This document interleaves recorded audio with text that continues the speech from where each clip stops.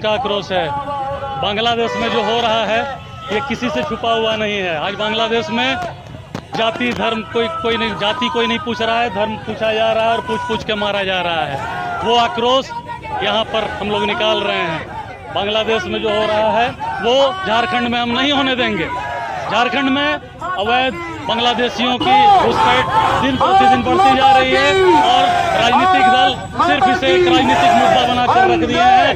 पक्ष विपक्ष एक दूसरे पर आरोप प्रत्यारोप कर रहा है, जो अब जनता नहीं सहेगी। जनसंख्या समाधान फाउंडेशन के माध्यम से आज इस चीज को हम लोग आगे तक ले जाना चाह रहे हैं, आम जन तक पहुंचा देना चाह रहे हैं और सरकार और प्रशासन को भी ये संवाद देना चाहते हैं, ये मैसेज देना चाहते हैं कि इस चीज को, जो राष्ट्र सुरक्षा का मामला है, सनातन संस्कृति का मामला है, संथाल परगना में आदिवासियों के साथ संथाल परगना में संथाली खत्म होते जा रहे हैं। आज राजनीतिक दलों को राजनीति करने से फुर्सत नहीं मिल रही है, उस बात का आक्रोश है।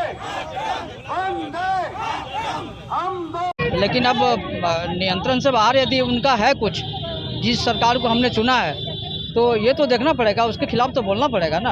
अब घुसपैठ का जहाँ तक मामला है, उसमें झारखंड में यदि इस तरह का चर्चा हो रहा है तो हाई कोर्ट ने भी इस पर टिप्पणी किया है। सॉलिसिटर जनरल ने इसमें झारखंड सरकार को सामने लाया है कि भाई आप इसका जांच करवाइए।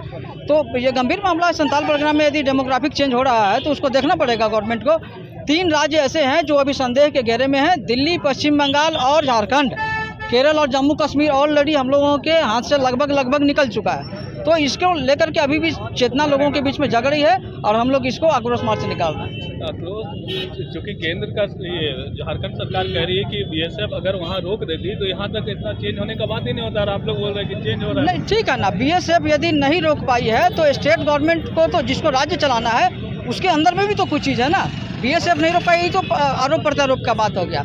सेंट्रल गवर्नमेंट कह रहा है कि बीएसएफ या हमारे ओर से कोई त्रुटि नहीं है, पॉलिटिकल संरक्षण में इसको किया जा रहा है, अपने वोट बैंक को मजबूत करने के लिए किया जा रहा है, क्योंकि कोई खास वर्ग का वोट बढ़ रहा है उस जगह पर।